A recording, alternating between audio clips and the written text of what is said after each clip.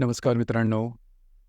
ज्यांची जन्मतारीख 8 ऑगस्टची आहे, त्यांचं संपूर्ण व्यक्तिमत्व नेमकं कशा प्रकारचं असतं? त्याचप्रमाणे येणारं संपूर्ण वर्ष हे त्यांच्यासाठी कसं असेल, या संदर्भातली चर्चा आपण या व्हिडिओमध्ये करणार आहोत. सुरुवातीला ज्यांची जन्मतारीख 8 ऑगस्टची आहे, त्या सर्वांना मनापासून वाढदिवसाच्या शुभेच्छा. येणारं संपूर्ण वर्ष तुमच्या मनातील सर्व इच्छा, आकांक्षा पूर्तीचं ठरो, हीच आमची सदिच्छा.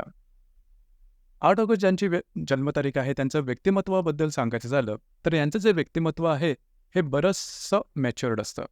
म्हणजेच यांच्या वयाच्या इतर व्यक्ती ज्या आहेत, त्यांच्या मानाने पाहायचं झालं, तर यांच्यामध्ये जे मॅच्युअर्डनेस असतो, हा चांगला दिसून येतो.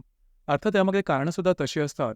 लहानपणापासून किंवा बालपणापासून बऱ्याच प्रकारचे अनुभव त्यांनी घेतलेले असतात आणि अनुभवांती शहाणपण ज्याला आपण म्हणतो, तो भाग यांच्यामध्ये खूप जास्त प्रमाणात दिसून येतो. जगामध्ये जर का टिकून राहायचं असेल, तर नेमकी कोणती गोष्टी महत्त्वाची आहे, तर तो म्हणजे व्यवहार. तर या व्यवहार यांना खूप चांगल्या प्रकारे माहीत असतो. म्हणजे पैसे कुठे, कधी, कसे खर्च करायचे, कशाप्रकारे त्याची गुंतवणूक करायची, या संदर्भातली माहिती यांना खूप चांगल्या प्रकारची असते. अर्थातच याचमुळे यांच्या जीवनात कर्तव्याला अत्यंत महत्त्व असतं आणि कर्तव्यनिष्ठ अशा प्रकारची माणसं असतात. यांच्यावर घरातली जबाबदारीसुद्धा येते. मग ती कुठल्याही नात्यासंबंधी असतील, माता, पिता, भाऊ, बहीण किंवा अन्य कोणी, तर त्यांची जबाबदारी खास करून यांच्या खांद्यावर येते आणि ती त्यांना पूर्णपणे पुढे करावीच लागते. याचप्रमाणे बालपण थोडंसं आर्थिकदृष्ट्या वीकनेसमध्ये असतं, म्हणजे आर्थिकदृष्ट्या थोडंसं खराब असतं म्हणा. त्यामुळे पहिल्यापासूनच पैशाचा जी व्हॅल्यू आहे, पैशाची किंमत काय आहे, ती त्यांना चांगल्या प्रकारे ठाऊक असते आणि म्हणूनच हे त्यांच्या जीवनामध्ये पैशाला महत्त्व देणारे असतात. कारण शेवटी महत्त्व त्यालाच असतं, हे त्यांनीच अनुभवांती जाणलेलं असतं. कर्तव्याला महत्त्व असतं आणि ह्या ज्या व्यक्ती असतात, यांच्यामध्ये जो पेशन्स असतो, वाट बघण्याची जी तयारी असते, ती खूपच चांगल्या प्रकारची असते. कुठल्याही कामामध्ये धरसोडपणा हा प्रकार यांच्यामध्ये दिसत नाही. एखादं काम समोर आलं, तर त्याचा नीट विचार करून, सांगोपांग विचार करून ते निर्णय घेतात. एवढं जरी असलं, तरी यांना त्यांच्या आयुष्यामध्ये बऱ्याच प्रमाणात मानापमानाच्या भावना सहन कराव्या लागतात किंवा बऱ्याच वेळा त्यांच्या मनात हा सुद्धा विचार होतो, की आपल्याबरोबर असणारी ज्या व्यक्ती आहेत, त्या जीवनामध्ये खूप पुढे गेल्या, परंतु आपल्याला तेवढी उंची गाठता आली नाही किंवा तेवढ्याच मुळात संधी मिळाली नाही. हे तेवढंच खरं असतं. यांना जीवनात संधी मिळणं हे थोडंसं कठीण असतं किंवा संधी मनाप्रमाणे मिळत नाही. त्याचप्रमाणे जीवनामधल्या ज्या महत्त्वाच्या घडामोडी असतात, जसं की शिक्षण आहे, नोकरी आहे किंवा व्यवसाय आहे, विवाह आहे, त्यानंतर संतती, या संदर्भातले हे जे महत्त्वाचे टप्पे आहेत, यामध्ये नेहमी उशीर झालेला दिसून येतो. अर्थात या ज्या व्यक्ती आहेत, जीवनामध्ये सेटल होतात, थोड्याशा लेट किंवा जवळजवळ 35-40 नंतर जीवनामध्ये या स्थावरता यांच्या येते. परंतु ही जी स्थावरता असते, ही कायमस्वरूपी असते. कारण यांना पैशाची किंमत ठाऊक झालेली असते. त्यामुळे हा जो भाग आहे, हा भाग थोडा महत्त्वाचा होतो. यांच्या जीवनाकडून तशा फारशा काही अपेक्षा नसतात. त्यांची स्वप्नसुद्धा फार काही मोठी नसतात. परंतु टप्प्याटप्प्याने किंवा पायरी-पायरीने पुढे जाणारे किंवा विकास करणारे ह्या व्यक्ती असतात.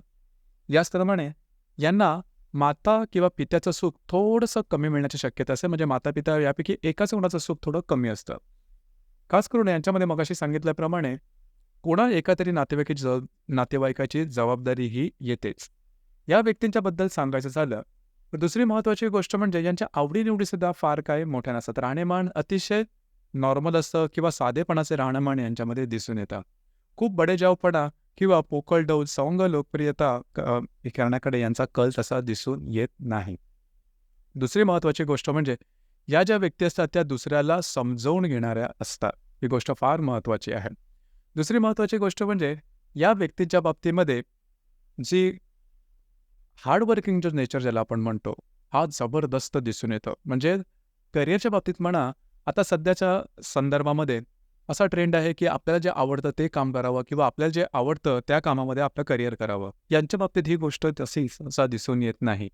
जे समोर आलेलं करिअर आहे, ते इमाने-इतबाने करावं आणि त्यामध्ये फारशी ते काय सिलेक्शन करत नाही किंवा सिलेक्टिव्ह राहत नाही. यामागचं कारणसुद्धा एकच आहे, की यांना संधी फार कमी मिळतात आणि तो अनुभव त्यांच्या गाठीशी असतो. त्यामुळे समोर आलेली संधी आपण घ्यायची, मग ती आवडीची असो आणि किंवा नसो आणि त्या बाबतीमध्ये पूर्णपणे 100% आपलं काम करायचं. यांच्या इतकी मेहनती दुसरं कुठलाही दिवस किंवा कुठलीही तारीख दिसत नाही. ही गोष्ट खूप महत्त्वाची आहे. मेहनतीच्या बाबतीत हे कंटिन्युअस मेहनत करणारे असतात. म्हणजे काम कितीही कॉम्प्लिकेटेड असलं किंवा कितीही गुंतागुंतीचं असलं, तरी ते काम करीत राहतात. त्यामुळेच बहुधा यांच्यामध्ये जो पेशन्स असतो, तो खूपच चांगल्या प्रकारे दिसून येतो. आरोग्याच्या संदर्भातलं सांगायचं झालं तर हाडांचे विकार किंवा ज्याला आपण दीर्घ मुदतीचे आजार म्हणतो, ते यांच्यामध्ये होण्याची शक्यता जास्त असते. याकडे थोडंसं लक्ष देणं गरजेचं राहील. याचप्रमाणे या ज्या व्यक्ती असतात त्यांनी फिटनेसकडे थोडंसं लक्ष देणं आवश्यक राहील. कारण फिटनेसच्या संदर्भात यांना झालेले आजार किंवा व्याधी लवकर बऱ्या होत नाही. येणारं जे वर्ष आहे, हे वर्ष तुमच्यासाठी शुभफलदायी राहील. तुमची महत्त्वाची कामं पूर्ण होताना दिसतील. याचप्रमाणे जे विवाहच्छुक आहे, ज्यांना विवाह करायचा आहे, त्यांच्या संदर्भात विवाहाच्या गोष्टीसुद्धा होऊ शकतील किंवा विवाह तुमचा जमून येऊ शकेल. काही तुमचे काम अडकलेले असेल, काही चांगले तुमचे लाभसुद्धा तुम्हाला यावर्षी म्हणजे जवळ-जवळ एप्रिल 2025 पर्यंत मिळतील. पण सगळ्यात महत्त्वाची गोष्ट म्हणजे आरोग्य.